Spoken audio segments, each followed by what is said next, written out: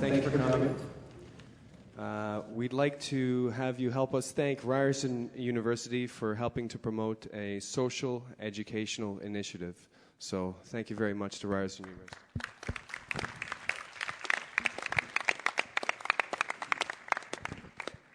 My name is Patrick Legault, and I'll be your host tonight and the moderator of the panelist discussion. So I'll introduce you to our panel right now. To my right is Tom Cooper, who is the director of the Hamilton Roundtable for Poverty Reduction. He's currently working on campaigns to reform provincial social assistance and shifting public attitudes about the costs of poverty in Hamilton. Beside him, to his right, is Eric Hellman, who is a communications coach, writer, and consultant. His past projects include coordinating the Sustainability Roundtable at the UN Habitat World Urban Forum in Vancouver. He's also been helping to organize the UN International Day of Peace event at the World's Fair and co-founding the first Blue Box Recycling Program and the Recycling Council of Ontario. To his right is Ryan Dyment, who is the Canadian director of the Institute for Resource-Based Economy under the Zeitgeist Movement. In this role, Ryan helps provide education and programming to promote a vision of a sustainable economic model. Ryan has appeared on radio and television and has lectured on the subject of a resource-based economy to dozens of audiences in Toronto and surrounding areas. Trey Winnie is with Occupy Toronto. Trey has been a senior organizer with Occupy since October 15th, 2011. He is helping to facilitate discussions and events at St. James Park and around the city. Currently, he's a member of the Action Committee, the Medics, and Facilitation for Occupy Toronto. Julian Edwards, with Mutual Responsibility, has worked for many years in the area of hospitality management and lived in many countries, including the United States, United Kingdom, Chile, and Australia. Since moving to Canada, he's been helping Mutual Responsibility in the realm of educating through the organization and facilitation of various educational initiatives and programs. To my left is Barbara Mercer, who's a local author, poet, and visual artist. Barbara has completed work for TV Ontario, CBC, the Canadian Opera Company, and the National Ballet of Canada. Barbara is a longtime resident of Cabbagetown, Toronto, a member of the Arts and Letters Club of Toronto, the University of Toronto President's Club, McMaster University Tower Poetry, and a self-proclaimed optimist and adventurer. With us today as well is Maria Kravchenko, who will be helping us with questions and comments from our online viewers.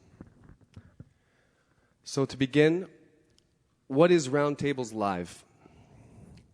The goal behind this and future events has two layers.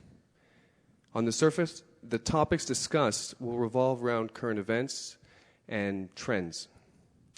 Beneath that, there is an aim to create a platform of discussion that will allow participants to voice their opinions and hear the opinions of others in a warm, equality-based environment that encourages connection. We will begin tonight with a panel discussion, including some audience feedback, and afterward we will move to moderated table discussions. And at the end of that, we'll have some feedback from all of the tables. So tonight's topic is the role of human relations in light of current crises. 2011 was an unprecedented year. It was full of social protests, economic instability, and political unrest. Like never before, we saw people taking to the streets, demanding social justice and the abolishment of economic inequality. This demand was real, and what made it most powerful was the fact that it was felt worldwide, from the Middle East to Britain, the United States, Spain, Canada, and more. People were expressing their discontent and doing so in great numbers. We've done a lot of research, and experts around the world are confirming that indeed we're experiencing structural problems in many realms of human engagement. At the same time, there's an ongoing discussion on the extent to which societies, countries, and man-made systems have become greatly interconnected and interdependent, which poses a question. How should we adapt ourselves, I should say, to these emerging realities? Today we will discuss the role of human relations and its effect within the crises we see unfolding before us. We will also explore the direction that human relations must take in order to satisfy the demand for change expressed in so many areas of the world today.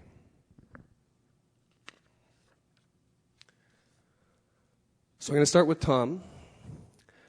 Tom, you work in collaboration with like-minded individuals to engage citizens and institutions to solve major community challenges. What are the hardest challenges to find solutions for? And do you find that some of the problems between people have intensified over time? Well, thanks for the question, Patrick. And it's truly an honor to be here with this great group of folks around the table. I think in terms of looking at the challenges facing individuals in our society, we're left, as you indicated in the introduction, with the reality that there's a huge disparity within our society. In terms of recognizing that disparity, though, shifting attitudes among people is incredibly difficult. And we found in Hamilton, where we've been doing work for about 5 years as part of our roundtable, that it can become a community initiative if there's enough willingness and really enough community input into the involving as many folks as we can get involved. So our roundtable is a collaborative group of community stakeholders from across the community, from business, from labor, in the education sector, as well as, importantly, from people living in poverty. We've been able to do some, I think, extraordinary things locally. But moving beyond the local level, while we have committed resources in Hamilton to real poverty reduction initiatives such as affordable transit passes, affordable housing, really looking at protecting some of the individuals who are most vulnerable in our society, being able to translate the need for real generational change has been extremely difficult. I often use the example in my community when I go out and talk about a group of Swedish social housing delegates who came to our city to learn a little bit about housing in Hamilton. They were incensed to find out that people living in social housing in our community used food banks. And they actually had never heard of the term food bank. They wondered why you would want to put food into a bank. When it was explained that these are agencies that people living in poverty have to utilize because they are going hungry, they were incensed. They said, no, none of these food banks exist in our country. If they did, no politician would be able to keep their job. And so to go back to the premise of your question, it becomes incredibly difficult once we buy into a system. There are a great many people doing great work in social agencies, but at the end of the day, it's not the answer. We really have to change attitudes, look at what we need to do as a society to improve equality. So, for example, in our community, food banks wouldn't exist. Right now, they're institutionalized, and it doesn't look like they're going away anytime soon. Thanks very much, Tom. Eric, as a mentor and a writer, you have a lot of experience working with all types of people in the workplace.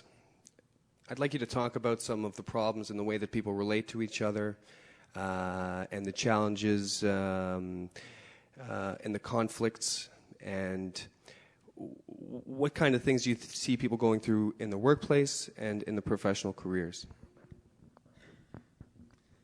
Thanks for the question, Patrick, and again, thank you to Mutual Responsibility for doing this. I think it's an important initiative.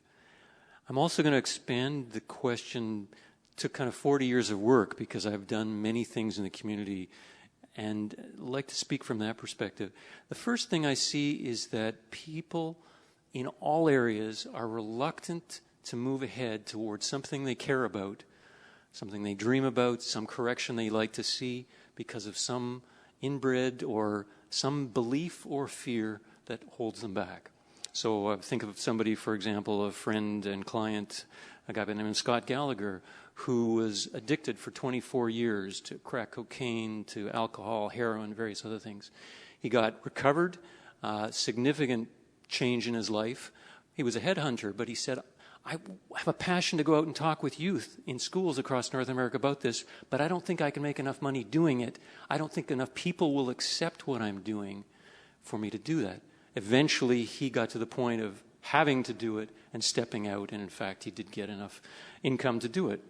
He was somebody who crossed the boundary, but how many of us hold ourselves back because we say, I won't have enough money? People won't really listen to my idea like Roundtable Live.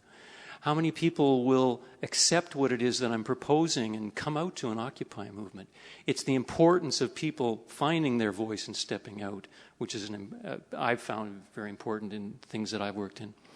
Second part is that we have often, when we get an idea about change, it grows in us as being a revelation sometimes, and we want others to see the power and the beauty of what we're proposing. Often, though, we communicate it in ways as though they should change, as opposed to saying, this is what's been helpful for me. Can I show you? Can I talk to you? Will you open up to the idea? So that as an environmentalist in the late 70s and early 80s, we were trying to impose our ways, our new ideas on others. And this whole thing that you've also written about in Mutual Responsibility of changing how we do change from manipulation, such as advertisers, whatever, pressure that we use in politics and social change, into, wait a second, suppose I can speak to your heart and find out about what it is that makes the most difference to you. What is it in your heart of hearts that you'd like to see, like poverty reduction, or getting rid of food banks, or being an expressive artist, or starting a new movement? If I can speak to you and just say, the seed in me says we can do this if we initiate, how can I support you to move ahead, as opposed to tell you what you should do and adopt my idea? I think we can create change from the inside out. And that's what I find with business people as well, is instead of coming from our own need, it's coming from, what have I got to offer? How can I help? And how would it serve you, so that for me as a business person, if I can talk to you and find out what really matters to you, I'll know clearly whether what I've got helps you or it's absolutely irrelevant and you should move on to somebody else that I respect and know, because that's mutual responsibility and collaboration. That's a quickie. Thanks very much, Eric. Ryan, we looked a little bit at personal interrelations, and we looked a little bit at systemic issues. So I'd like you to try and tie that up a little bit. Look at things a bit from above, and how that relates to the interpersonal relationships. Okay. I'd also like to echo thank you to Mutual Responsibility for having the Zeitgeist Movement here, and myself, and Patrick, thank you for moderating tonight. I do, as a part of the Zeitgeist Movement, we do look at systemic causes. We're not. We look at a lot of what the work that everybody here wants to contribute to see physical changes in their lifetime and to see actual pretty down on the ground change. But we also look at it from a higher perspective to say, okay, well, what is driving a lot of these problems? And, there's really two aspects. There is the human aspect, certainly the values and what Eric said, and how to communicate to people. And I wanted to just share something that I recently learned, which was more about, it's really along the lines of what you were saying, where there's this golden rule that people know, where you're supposed to treat others the way that you want to be treated. And that's great, but there's really a higher level that we need to get to, which is the platinum rule, you could say. And that rule is treat others how they want to be treated. I just think of myself in my room at home, and it's not that clean, but other people, I don't mind it. but someone else might mind that. So you have to really think about where they're coming from and speaking their language. And I'm coming from the world of business. I was in finance my whole career, and I'm moving now full-time into kind of this train of thought, which is very different, but I could speak to business people because I know where they're coming from. I know what they're interested in hearing and how they like to hear it. And there is, you could see there's more success with the way that you could communicate depending on where someone's background is. But kind of going more in towards the causes, as you said, we look at a systemic, like an economic system. We're not just interested, we think the environmental problems that we see, whether it's global warming or even income inequality, which leads to a lot of social health problems in society, are driven by the economic system. I think there are a lot of people that participate in the economic system, as Eric mentioned, through fear of getting out of it. There's a secure lifestyle, especially here in Canada, but they might know that indirectly or directly their contributions are not going in the direction that they want, especially the fields that I've been in, and I've been in even medical fields where people are still saying that there's a lot of inefficiency, there's a lot of problems with the accounting or the finance field. But when we look at it, from my background, what is finance actually trying to accomplish? And there really isn't anything real in that. The finance people, they just kind of manipulate numbers all day, and it controls our lives. Banking controls our lives. We all are indebted to the banks, pretty much, whether you need a loan for your business or a loan for your home. And the banks create that loan out of thin air. They have the power to do that in our society. And, this is money creation and just a basic understanding of kind of where our economy is built on debt, which in Canada, this is a subject that most people can relate to. Canada is very heavily indebted, not just from their home's mortgage, but also consumer debt, credit card debt. And this is a fake problem. If you left all the money in the world disappeared tomorrow, we would still have all of us here. We'd still have the ability to feed everyone, and to house everyone, and to have all the factories to produce things that we feel contribute to our lives in positive ways, a lot of negative ways as well. But it's really this monetary barrier that, at least from the Zeitgeist Movement, our perspective is that we need to address, because you see there's a lot of resistance. The environment versus jobs. This is not the people that are fighting for jobs, as opposed to if it's going to sacrifice. You're fighting for a coal plant to stay in business because people want to pay their mortgage and have a good life for their family, and they're protesting against a wind farm protest where they're trying to say green energy. I mean, there is really no solution that people are talking about for the people that are working in the coal plant. And this is a monetary problem. They don't really want to work in a coal plant. I don't think they do. I think maybe there's a family history there, but it's poisoning them. They're going to actually live a shorter life by working there, but they don't have any other alternative. And if you don't address the economic problem, then you're not really going to speak their language. When you look at what happened in the Middle East, it was 2011, it was such a great year, but even before that, there were food prices increased, and that really drove, I think, in large part, drove people onto the street. In America, with the Occupy movement, where it started, there was a lot of economic problems, income inequality being the worst in the world in the U.S., but also people just not being able to afford their homes. And being so heavily in debt that they were getting taken away. So these are economic issues that get people on the street, and I think this is what could initiate a revolution here. And it's about speaking a language and offering a comprehensive solution. So a resource-based economy, what we talk about, is something that I'll encourage you to look into. Thanks very much, Ryan. Ryan mentioned people coming to the streets, and we looked a little bit at the interpersonal relations and the demand for this change. And Trey, you were a part of a big movement of people who were looking to actually do something about it. So last year, Occupy got off to a real big rolling start. I'd like you to talk about what challenges you guys have faced and what gains you've made.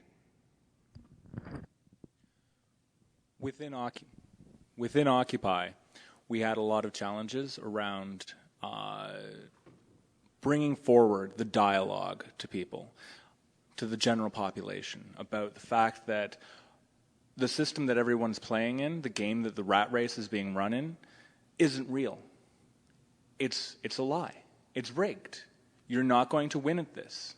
You've been told by your family, by your parents, by your friends, by everyone in school that you're going to go through life, go to school, get married, have a great job, save, have a pension, retire. Life is going to be fantastic. And I'm sorry, that's not the case anymore. And though your parents may have felt that as a reality, it's not the case anymore. And, the fact is that a small group of people, small group of individuals, and by corporate personhood, corporations now are taking that power, taking control of everyone's lives, enslaving folks so that they're working, as Ryan has said, in a debt-based economy. You are working a job, likely, that you don't like, at a rate that's below what you were expecting or you were anticipating when you graduated, to go forward and keep doing that. And now there's a new spin on it for the generation that's just coming out of school. The folks that are coming out of school now are going to have to change more than 5 times. My generation has to change 5 times. They're looking at 7 or 12 times of career changes. That's re-education. And as we now know from what the wonderful students out in Quebec have said, that tuition is a form of slavery. It's cycling back in. And if you can't pay for your education because you are not from a wealthy family, which has all the power from the corporations, which have been cycling their power, and it's just a spiral. They're getting more power. They're spinning folks on the edge of the rim further and further out, and, oh, you need to be re-educated. Well, I'm sorry. You already have $100,000 in debt for a career that's absolutely obsolete now. Remember punch cards a few years ago? Computers with punch cards? Folks went to school and paid a lot of money for that education. Now, there's not so many of those around. Now, those folks couldn't get work today if they tried. If you don't know the latest version of Linux and the latest patches and the latest security holes that are going on, forget about it. And technology is ramping up. Its development is ramping up. So the further we go into debt as a society, the further we're enslaved in this, the harder it's going to be for every single person. And a lot of people had a hard time accepting that. And they wanted to come out and say, well, what is the main message of Occupy? Everyone demanded that. Everyone wanted to know, we want to hear one message from you. And over again, we stood back and we said, no, figure this one out. Take a look at the systemic issues that are going on right now. It's not one thing. Every single person in this room has something that they could go and occupy space about. But that's not the only issue. We all have an issue. And when we collect that together, when we look at that as this interconnectedness between us and that these issues are all tied together and we stand back and we look at that picture, wow, that is a systemic issue. It can be everything from the indigenous rights of the people of Turtle Island who have been just cast aside and which governments have been trying to kill, to gold corporations, mining and fracking, destroying our earth, trying to make profit and become the most profitable companies in Canada with the highest paid CEO. You want to talk about wealth disparity? There it is, right there. But no, that's not the only issue. Now we have technology, and it's not sustainable. We have food, and it's become genetically modified, and it costs oil to have it imported here and exported there. But yet we're making 12 billion persons worth of food a year, and we can't feed 4 billion, and people are starving to death when we have all this genetically modified food just floating around. When 100 years ago, we had real food, and it was organic, and it was delicious, and it was good. But again, that's not the issue. So stand back and take a look. And so many people could not understand that message. And the strengths that we had were that there were so many messages that today, every day, there's protests going on. We have changed the discourse. We have taken it away from just, yeah, we need more green energy. It's good. To, no, there's all of these issues. And that there's all of these individual things that people can stand up and lead against. Every single person in this room, in this country, on this world, can stand up and take fight against this peacefully and work towards that change. Thank you very much, Trey.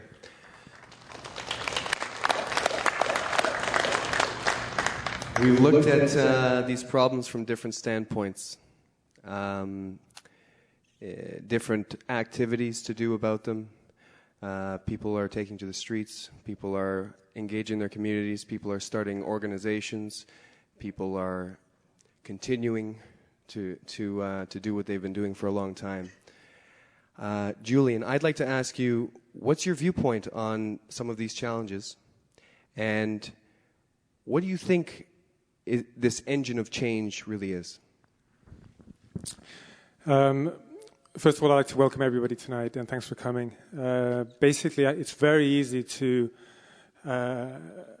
understand all the messages that are coming from this table and to connect to them. It's no question that we are deeply embedded in a systemic crisis at the moment. So I'm not going to give anybody figures and statistics that'll just bore you, but I do want to bring attention to a very important and underlying fact that maybe has not been emphasized enough. Namely, that at some point we became completely interconnected and interdependent. And this is the most important word in terms of mutual responsibility. We are interdependent. If I can use an analogy, it's like a body, and all the countries are organs in the body. And the 7 billion people on this planet are the cells of this body. Now, you'd expect everything to be working fine, wouldn't you? But it's not. Things are not working fine. And that's probably because all our institutions, our models, our systems, and even the values that we hold true amongst ourselves, these have not made the shift. We have not been able to make the upgrade into this new world where we are one system, one collective system. So up until now, up until today, everything is based upon winners and losers. Everything bases upon competition, individual success, about me and not about we, about corruption, and we could go on. But what would happen if you had a human body and one organ in the human body decided that it would work only for itself? I think this is a very easy analogy that we can all really connect to. I mean, the body would quickly go into crisis, it would fall ill, and this is exactly where we are. We have not been able to make that shift. So it's not surprising that all the TARPs and all the financial incentives and manipulations that the governments are trying to do to fix the economy and fix this crisis, they're not working. Because it's an old solution to a new world, to a new system. Mutual responsibility says that the crisis affects our relationships. That's true. Can our relationships affect the crisis? Absolutely, because the crisis is in the relationships. We need to bring sophisticated and useful tools to solve this crisis. Mutual responsibility says that we are a product of our environment. That basically if the media, the radio, printed material, our schools, our universities, and our systems are all teaching us to be aggressive and competitive and disconnected, then we are growing up in a society and in an environment that creates such an individual. So the solution in terms of mutual responsibility is quite simple, really. First of all, it's grassroots. So it's not from up down. We don't expect anybody to tell us what to do or to be dictated upon. We take responsibility right here, and we start this change from bottom up. Secondly, we base our change on the principle that our environment changes us. And how do we do that? By word of mouth, through social networks, by having an idea that is so simple, so sticky, like we are all one, we are all interconnected and interdependent. This idea is very simple. We take it and we create such a buzz around it, like even right here at this meeting where we're all here together, or going on radio programs. And what we do is we create a critical mass in the world, a critical mass of people that say, this is enough. We want to live in a real new world where we all work systemically together for the benefit of the whole world and not for the benefit of just a few. If we start doing this slowly, just a few of us like we are here today, but we infect other people with this idea and it starts growing, then what happens is that we change the social rhetoric. We change the language. From there we can even go into education. And when I say education, I don't mean educating children. I mean that we educate ourselves on how to live in a new world where we are all interconnected. Going into universities and not just teaching people how to be successful professionals, but teach them how to be humane. Teach them how to live in this new interconnected world, to understand who they are and where they live, to be more sensitive to the other, to go into the workplace, introduce these courses about integral education, and with this very, very simple idea that we are all connected like one family, that's not hard to understand, we start pushing it until the main media pick up on it. Once we all agree to this fact, which we all recognize, then everything will become so much easier because we will start growing up and accepting this as a simple reality. So this is our message. It's a message that whose time has come. It's a very simple idea that people are starting to hear. They're starting to become ready to adopt. And I'm very excited tonight because I think this is the beginning of something truly great. Thank you.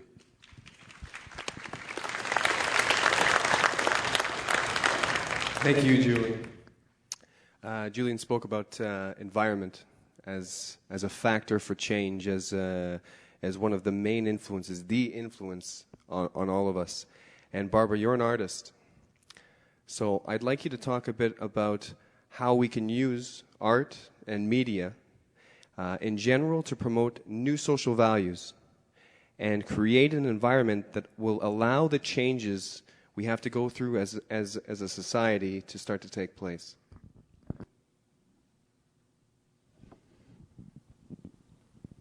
Thank you, Patrick. Thank you, Patrick, and thank you for inviting me. I feel very humble to be here and honored because I'm here to learn what others are thinking about. I listen to radio, I watch television, I read books and newspapers, but I haven't heard this passion I've heard around this table tonight. And it's wonderful. And it's making me think that what I'm doing is nothing. But I'm trying as an older artist who's been through it all, the poverty, everything, and the struggle. And I want to know what others are feeling. And that's why I'm here tonight. I can't give advice on how the media would help at all, except if they broadcast roundtables like this, if they have more discussions and know these passionate people. Myself, as an artist, I've done a lot of portraits. I'm drawing a lot of people. And I'm learning to look inside, to try to be connected with them. And with my poetry, I've been given this gift, hardly recognizable by anyone else, but I feel it's a gift. And I'm writing poetry about how we're living now with nature, with love, with protest, with music, with rhythm. And we're getting into a rhythm here, the beat. And I like it.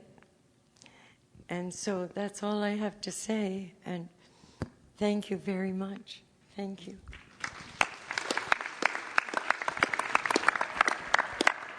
Thanks, Barbara. And thank you to everyone. We should have some guys with microphones. We're going to get some feedback from you guys right now. We'd like to hear what your input is, if you have any questions. And we're going to do this in a little bit different of a way.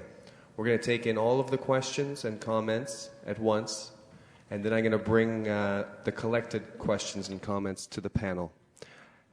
As the mic guys get set up, we're going to go to Maria and get some feedback from our online viewers. So we have people from all over the world watching this and really getting a lot of comments. From all over Canada, from New Jersey, California, Chicago, Texas, New Mexico, all these places, people are really watching now. We have power to take action. We all want the same things in life. We must start with a common concern for our own future. Now there is some questions for the panelists. Is it possible to use the border system? By Elena. Can people of opposite ideas, views, learn to trust each other? If there was one change that a person could make that would affect crisis in a positive way, what would you say that the change will be? This is a couple of examples, but it's for you. Thank you.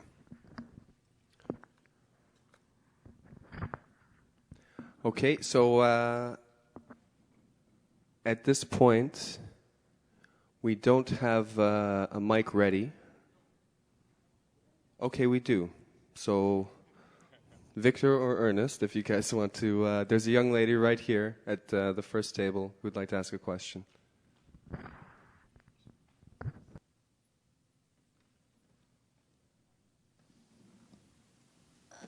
Well, I guess I sort of have a comment in relation to sort of when we were talking about Occupy and looking at everything that people were talking about right now at the round table. And I occupied, and I think that something that really stood out was that we were able to physically live out the dream. And when I think about the importance of creating a free system in the sense that there's so much stuff that people are willing to give away for free, and we saw the ability, we survived for 4 months off of free food, free clothes. And the reasons I feel that we're not able to live out the dream that you guys are talking about at that table right now is because the 3 essentials that we need, food, property, and our access to love, is being controlled by this monetary system. And so I guess this does lead into a question. How do we get access to these essentials? Again, because we need these essentials in order to, I think, create this dream and spreading this consciousness that we can survive outside of the monetary system. And I think that, at Occupy, if anything that I experienced is the truth that when you have these 3 basic essentials, that you are happy. And you don't even need a lot of it. You don't need a lot of food. You don't even need a nice place to sleep in. I slept in a tent. But I just had a lot of access to love, a sense of community, and I was happy, far happier than I'm miserable since Occupy. I'm not a happy person as much anymore, and I think that all we want is to be happy. We don't want a lot of money in our bank. We just want to be happy, and I don't think that the system that we're living in is creating that. And so I guess how do we get access to these 3 essentials? And we also need a sense of community moving forward. We can't do it alone. I see a lot of people suffering, unable to do it alone. So, thank you.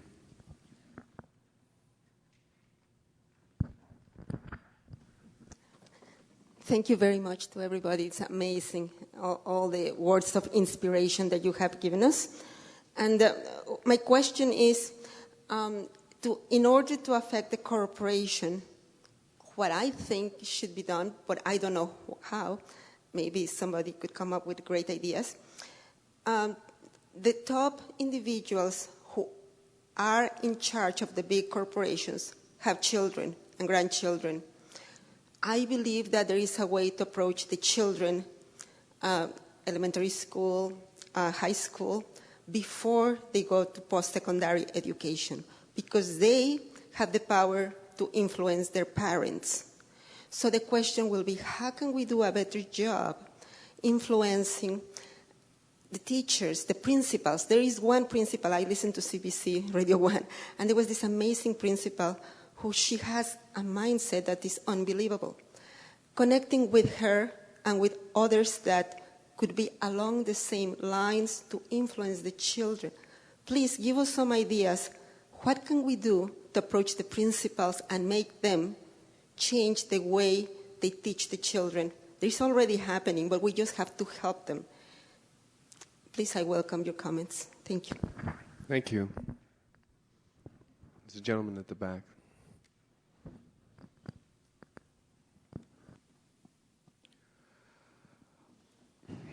Okay, so I think the immediate practical problem is the inability to keep the economy producing things that are actually useful for people, and that as we get into a more and more progressive, advanced information technology, automation, it's making it more and more of a consumption of resources. So it's not actually producing anything. So we're in a long-term situation where we have to decide if we keep going in that direction and get poorer and lose all of our resources, or if we go for simpler, more direct ways of producing things that are actually going to be able to spread the resources much further and produce more. So, I mean, in terms of where we end up, that's the immediate practical. In terms of the sort of philosophical or values, I think we need to sort of recover the respect for the individual person. We have too many institutions and people trying to do things without regard to whether people really want them. And I mean, most of it is all very well intentioned. I mean, in that sense, the political system isn't broken. There's a lot of good intentions in it. But unless we take care of the individual desire, in many cases, not to participate in what is being offered, then the person, as the individual, doesn't really have the last word, and they end up not getting what they want from others who are trying to help them.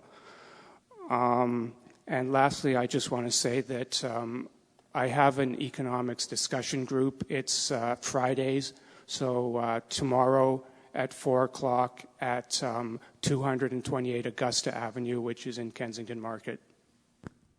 Thank you very much.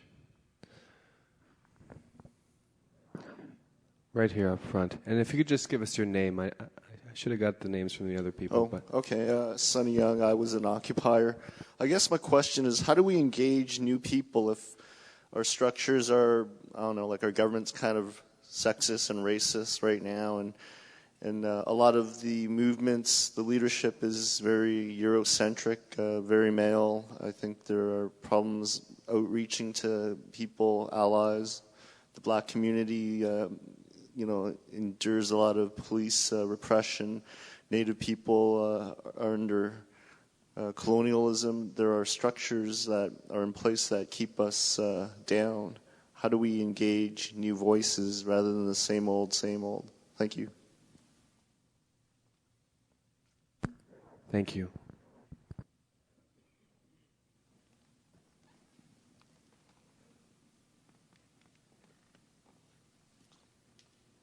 Oh, hi, my name is Max. I want to talk about the Occupy thing, and I think it sums up everything about the economy thing, along with the financial troubles with credit cards and among other bad sort of back alley dealings and stuff of that nature. And I just kind of feel it's very criminal for the corporates that are doing that. They're getting away with it while the government is just ignoring what's going on. And it's affecting everybody that wants to, find work that they want to have and to live a very secure, normal, average life like everyone else.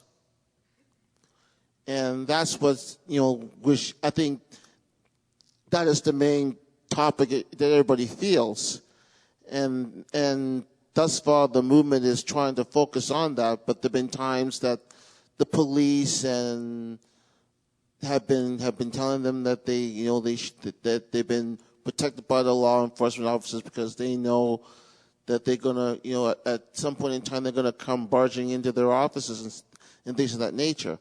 But I'm glad that some folks are being very aware of what's going on in the sort of the trouble of this economy due to the carelessness of the government not trying to do anything to stop the corpus from doing those shady dealings.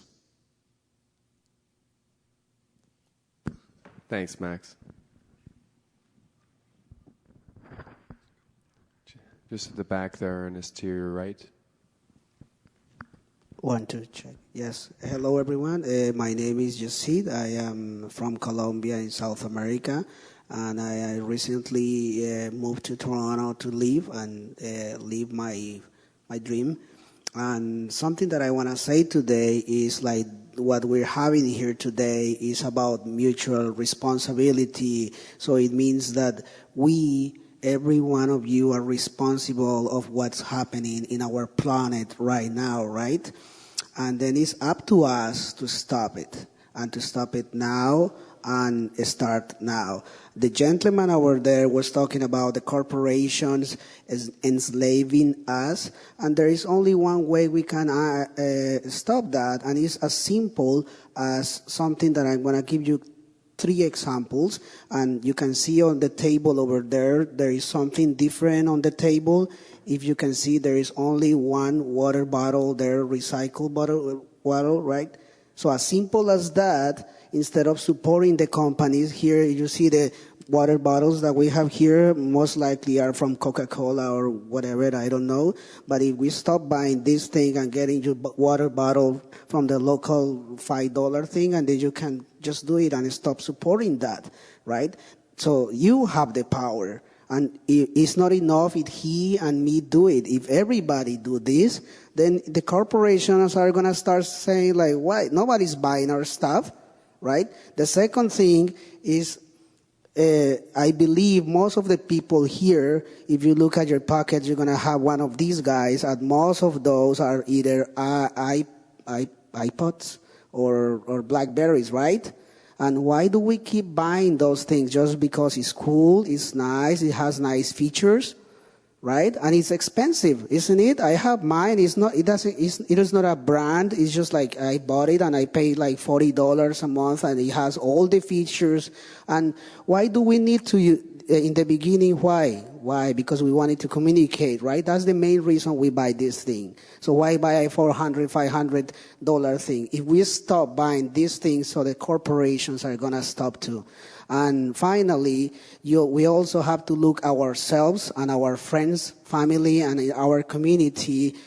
Why do we do these things? Why do we buy this piece of cloth? Why do we have our piece of shoes, right? If you look over there, we have Adidas over there and Rogers on the other side sponsoring. Why don't we put another person there, like a family or something, sponsoring this whole?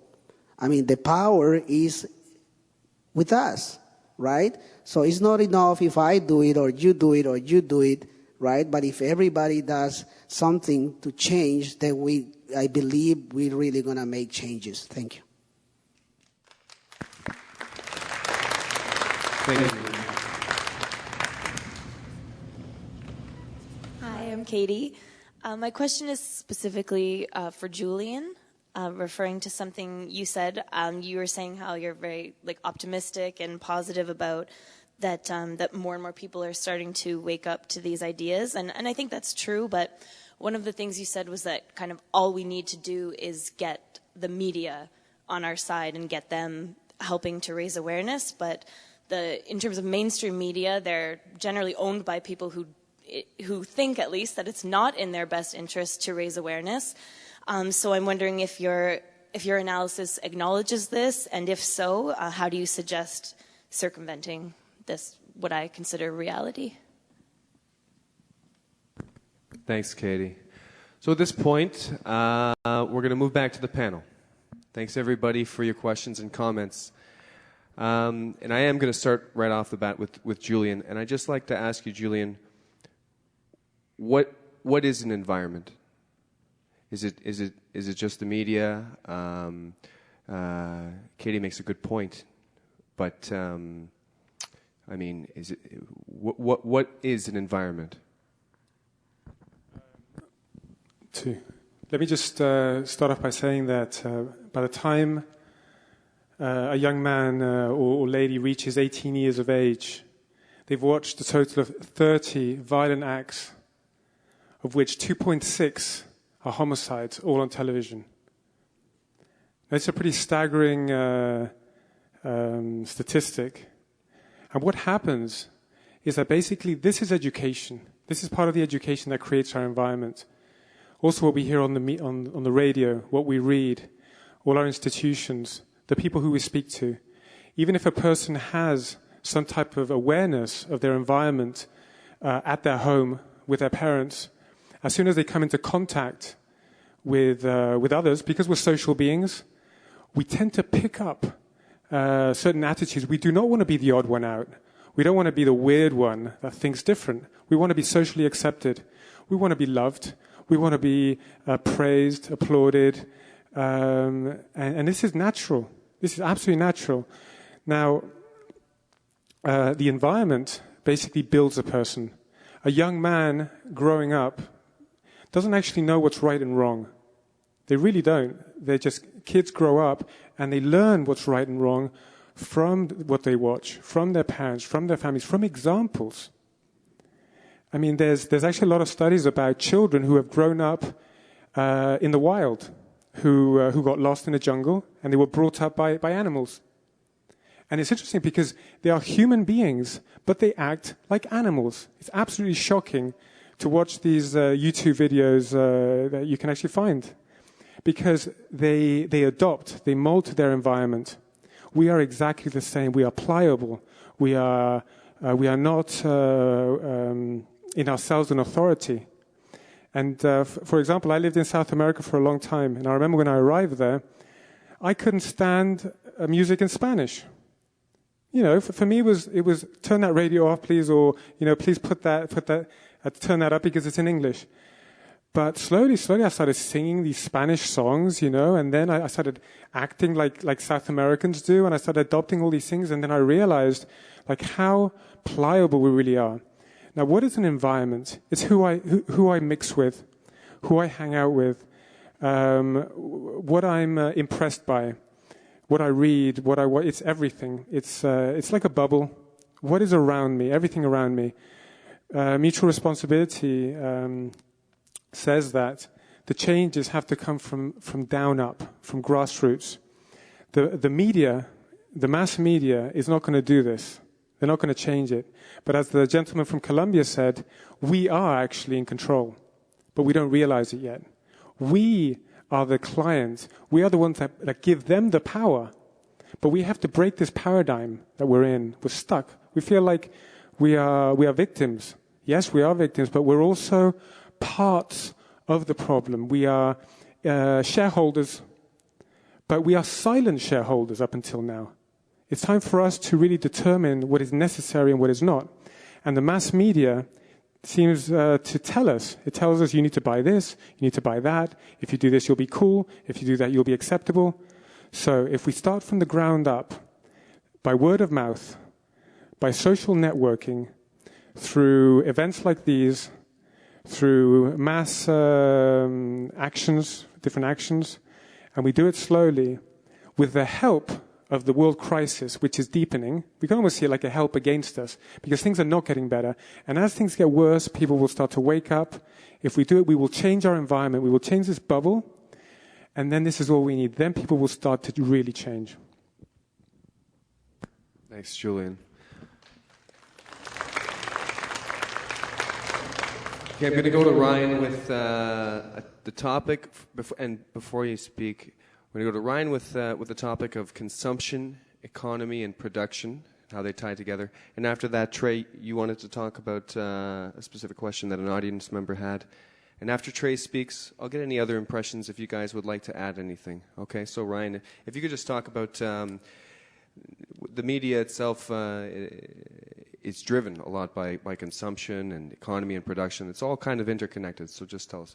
I mean, what we have is we have an economic growth paradigm. Everything is about growth. All politicians, they tend to talk about growth, and individuals, they all, I mean, if I asked you who doesn't want a raise next year, probably not too many of you would put your hand up, because that's just natural. People want more and more, and natural in our society, but it's not necessarily natural given that we have a finite planet with finite resources, and we're going to have to learn to live sustainably with that one way or another.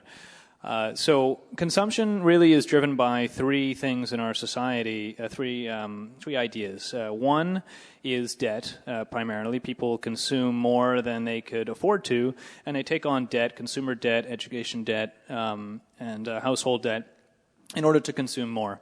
Advertising is a second. That plays a huge role, obviously, where it plays on our emotions and tries to convince us that we're not worthy enough unless we have the newest gadget or if we have this other toy. I mean, advertising obviously plays a big role. Even if you don't watch TV or the internet, you're swarmed by it everywhere you go on the street, or just with people with their T-shirts. Free advertising. I'm sure some of you have some free advertising that a corporation's quite happy about on a T-shirt. The third is one that's not as familiar, and it's called planned obsolescence. And this is the idea that things are built and designed actually in such a way that they will break down intentionally. This is what corporations do in order to encourage consumption, to have people buy more and more. If you look at a refrigerator or a technical product that was purchased probably in the 50s, the lifespan of that, or a car, it lasted a lot longer than it does today. Today, you buy a car, and probably it's going to last you 3 years, and then you'll give it back, and it'll likely end up in a dumpster. Because if they built cars that lasted a long time, or fridges that lasted a long time, then you would consume less. You would have your car for a longer period of time, and they would not help the economy. It'd actually be very bad for growth. So this is not unintentional. This is very intentional, and engineers will look at this and they'll say, okay, let's look at a problem. How do we make this product to be most efficient? And a corporation will say, well, we have to make it break down in a certain period of time, typically just after the warranty period, ideally, so you'll buy it again. But I wanted to get back to what a woman said, and I don't see her now, but she was talking about what we can do to kind of transition us. She said we needed food, we needed shelter and community. And I think this is where I see a big movement could start, and everybody could participate, where we look at basic needs. We look at how we obviously need food. We don't want to have to consume. Consuming feeds this economy. Consuming feeds the corporations and the governments and the system that is really at fault. So we have to stop consumption. But how do you do that without money?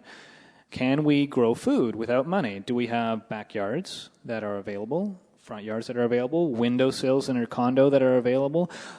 Do we have, different, there's actually indoor growing technology that you can do. You can actually dumpster dive. There's a group that goes and actually takes food out of the dumpster and cooks it up and gives it to people. Most food that's thrown away from supermarkets actually is still pretty good. It just doesn't look as good. When you go to the supermarket, actually, you could look at the food, look at the tomatoes, and don't just pick the nicest looking tomato. That's what everybody does. Why not pick the worst looking tomato? Nobody's going to buy that. That's going to go in the garbage. Okay? It tastes the same.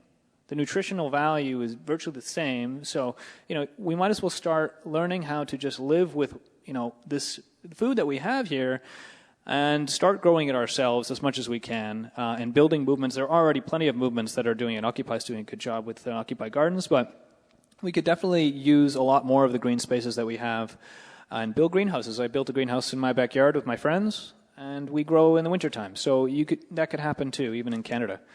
The second thing that we need is housing. There are a lot of people that are growing older that their kids have moved out of the house if they could afford to. And they live in this big house, but they don't need it. And they're not necessarily really interested in moving to a smaller place. So how do you renovate homes to have basement apartments, to have less homes needed, but more people in these homes? Then you're consuming less. And actually that money's going towards a person as opposed to a corporation or a big building that's building condos. This could be a movement. You could do this. You could allow people to tent in your backyard maybe. I don't know. That might be more fun for some. But this is food. This is shelter. Community comes along with that. And people, when they participate together and they work together, showing up tonight, you're building community. You're probably at a table with people you haven't met before tonight. And who knows where you can go with that. We're having a group discussion soon, and that can build community, and you could see, oh, well, I'm interested in this. And really, I think it's about following your passion. It's not necessarily about doing what I'm suggesting here, but saying, what is it that you really enjoy doing? And do you have free time? I look at all these people, they have no time, but then they find a girlfriend or a boyfriend, and they have plenty of time to spend with their girlfriend or boyfriend. But, it's what it is. You're not going to do something unless you're really interested in it. And so find what you're interested in. Find your passion. If you haven't found it yet, keep on reading. Keep on exposing yourself to new things, and something's going to stick. And then, we can make a better world by following that. I don't think people are passionate about destroying the world. I think people are passionate about creativity and building a better one. Thank you. Thanks, just want to remind you guys that after we finish up this the panel discussion here, we're going to move into discussions with you guys. This is actually the main part of the event. It's very important that we all get involved right here, right now, that we start talking to each other about these topics, we start connecting, we start feeling out all of the different opinions that exist and relating to each other. So go ahead, Trey. I really want to bound off your point there, Ryan. And I want to touch on a few questions and conversations that happened from the crowd, which is, in summary, what do we do? Like, we're here. We're all here. We're all in this room. We all know something's going on. Something's wrong, and there's a better world in which we can live. I think we all kind of agree on that. And the how we get there is the next step. And Ryan, you absolutely hit that nail on the head. Grow food. The oil collapse that's coming, the systemic collapse that's coming, is going to render the grocery stores, which have about 2 days worth of groceries, empty. And people are going to be panicked and say, well, I have no food. I'm hungry. Where do I go? The answer is your backyard, your balcony, your trellis. Wherever you can, grow food. Take up a public park. Start a community garden. And don't just feed yourself with this. Find folks in your neighborhood. Take food to them. Take food to your friends, to your family, to folks you don't know. Say hi to people on your street. Say hi to people on the streets that don't belong to you or you've never lived on. Say hello to folks. Build community at every single step that you can. With housing, if you know someone who's like a little short on rent or something like that, have them couch surf. There's an entire network out there called couchsurfing. It's couchsurfing.com. Again, not a long-term sustainable thing, but it's there. It's one of those things, and we need to start looking forward to that. I'd like to run back for a second, back to the food. Let's start looking at some of the infrastructure that we have already in this world, right? We've got those towers down on Bay Street with a whole bunch of people playing cards with money that really doesn't hold any value. There's hectares of room there. Start encouraging folks to say, hey, why not, with all those nice fluorescent lights, which I believe are in the 9,000 kilowatt or the 9,000 watt spectrum, to start growing food at work. Grow food there. Have some basil there. And then maybe, just maybe, one day we can convert all of that to a giant hydroponic storage area where we can start developing food and giving it out to everyone in the city, and then have other cities do the same. I mean, it's a long-term thought, but, we have to have a vision. Sit down, take some time, think. How do you want to live your life better? Is it something as simple as a bottle? Or are you going to start going out into community, volunteering, helping out folks? And that's the answer to community. Thinking about other people before yourself. Thinking about people before money. And thinking about how you're going to spend your time. Thank you. Thank you. Starting to see a few downturned faces. So to keep things upbeat, we're going to cut things off right here at the panel. I'd like to thank everybody. It was great. A lot of knowledge, a lot of experience, and a lot of passion was brought here. And so we're going to move out to the tables. If we could have Ernest give us a hand with setting up a few things. And we'll start having these discussions amongst ourselves. Each table will have a moderator to help. Let's try to keep these impressions more about how we felt about the whole thing, about the discussion, about all of these things, as opposed to what we said, our answers, things like that. I'd like to hear what our sensations were. So let's get some hands up from each table, and we'll get some feedback. I think we've got one right here. My name's Jamie. My impression, my lasting and consistent impression here and feeling is patience. And that's because I think there is no use for impatience, and it feels good to kind of bathe in the moment here and take it in. So my overriding sense is, gee, it's good to be here and to listen and to think and be stimulated, and not to try to grab stuff, but to just to feel really in it. And thank you. Thank you very much. Thanks, Jamie. Okay, guys. It's important that we share how we felt with each other. So let's sum up a little bit of courage and go ahead. And recognize we got a couple people here, so try to keep it as quick as we can. It's very hard to do it as quick as we can.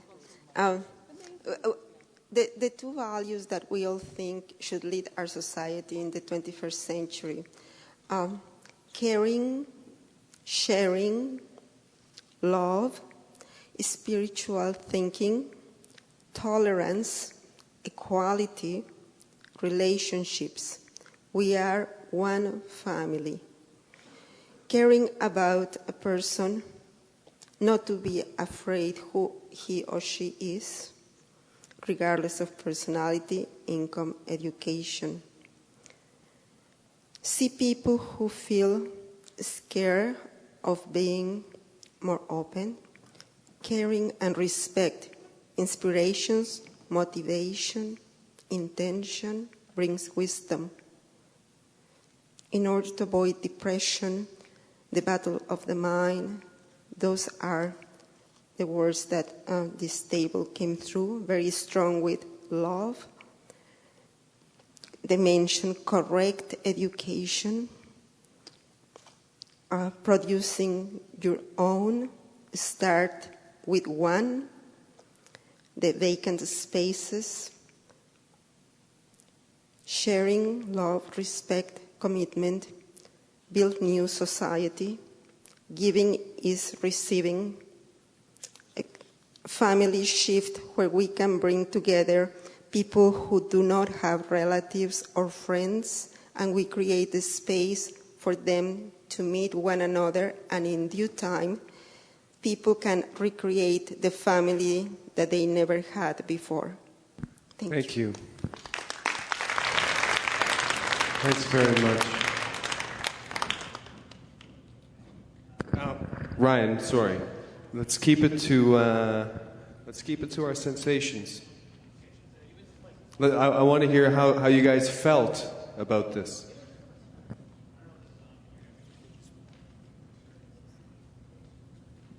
Okay, that's better. I'm hearing an echo. This is a lot better. Thank you, Sunny. So the feelings, if I rather than focus on the actual words that we came up with in terms of the values, we were very heavily on education. We thought that was very important, and how to educate, and more equality in education and equality in general. But it was just so touched by Irina when she was saying at the end that she just felt so comfortable with the people that she was here. She just met them tonight. She didn't know anybody. And she comes to sit at this table, and everybody agreed that it's just a very comfortable environment to sit around a table together as equals in this kind of setting and really just share ideas about a better world, and actually not just talk about it in a theoretical sense, but actually practice it. And this is something that we think a lot more people should be doing, and even in the classroom, there should be more dialogue like this with a facilitator. It could be a great thing, but having student facilitators, not just having the teachers necessarily. So I think there was really some amazing ideas that came out tonight, and I think this is going to carry forward in people's lives after this tonight, and I hope that more of these nights continue on. Thank you for organizing again. Thanks so much, Ryan. Anybody over here? I see a table back at the back there. Why don't you guys tell us a bit about how you felt? I see you. There's got to be somebody there who wouldn't mind speaking.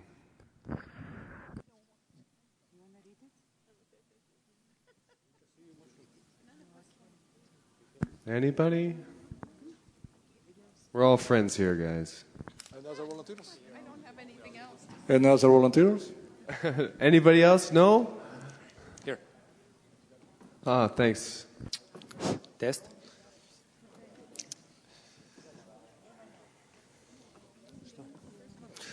I think everybody at this table realized that there are problems in the world, and everyone tried to connect and try to speak with compassion about all these problems. Anyway, but here are our values: the compassion, generosity, integrity, respect for each other, and education. Thank you. Thank you. Hi. I think in our group there was definitely a sense of hope that we all come from literally different corners of the world with different stories and histories, and yet we have a shared purpose, a shared vision, and to understand that you can't just take a pencil to the world's problems and kind of correct it here and there. You don't need a pencil, you need a paintbrush. You have to redesign the world, refashion it, re-educate. And I think in our group we kind of felt that shared sense that really we're going towards something really positive. So this is a really great experience for us. Thanks. Thank you very much.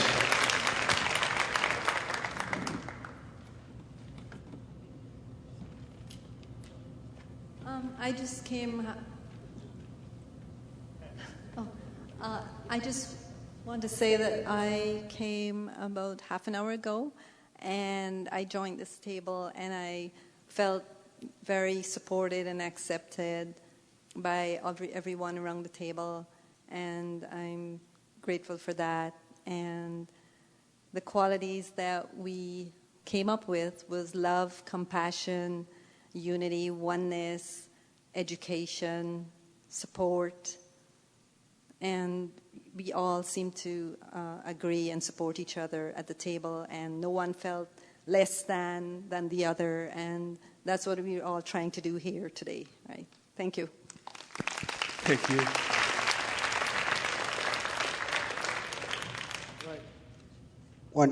Yes, hello. I think the key question for everyone here is, what are we going to do when we get back home to your lives, your families, your friends? We have these beautiful words here: unity, equality, love, compassion. Those are words. What are we going to do when we go back home? Are we going to put those words together and start acting with your family and friends?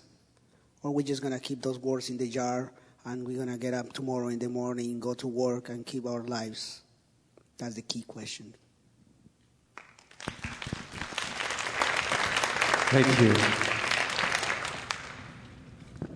Good evening, everyone. I wouldn't allow our table not to say anything, but I'm not speaking on behalf of all of them, but this is what I felt while interacting with them.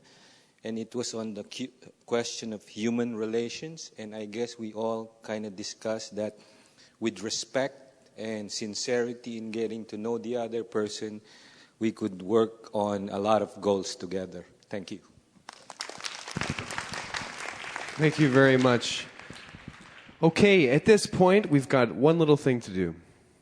This is going to be a pretty fast-paced little kind of game. I'd like it if anybody who would like to could come up with one word or two words to summarize the whole event. Okay? You have one right there?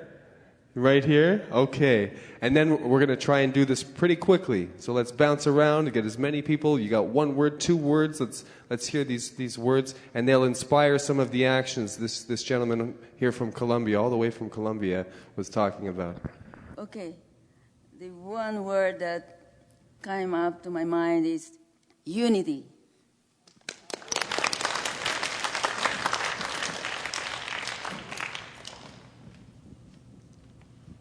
Two words, change now. Change now.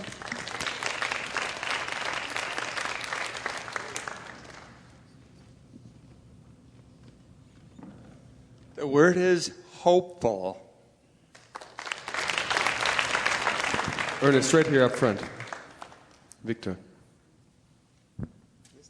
Into action.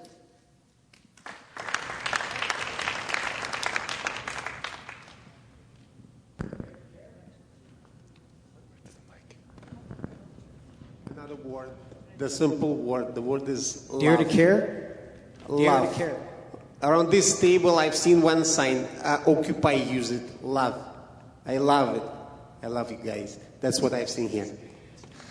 Go ahead, Gerard. Go ahead, Gerard. Dare to care.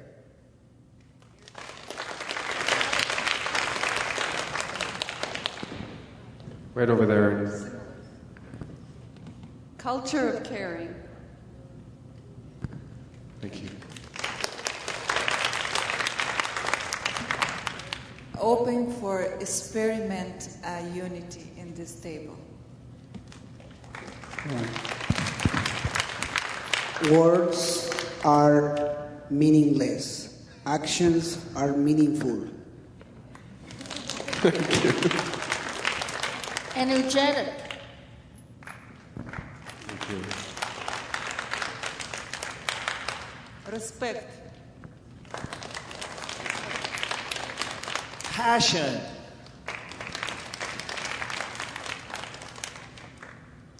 Right over here.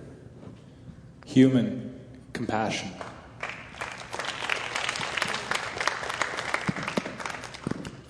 Inspiring. Optimism and lots of it.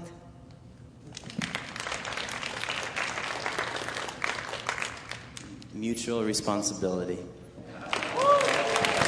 On that note, guys, I'd like everybody to get up and give yourselves a round of applause. Thank you, everyone, for coming. It was a wonderful event. You can really feel the energy in this room.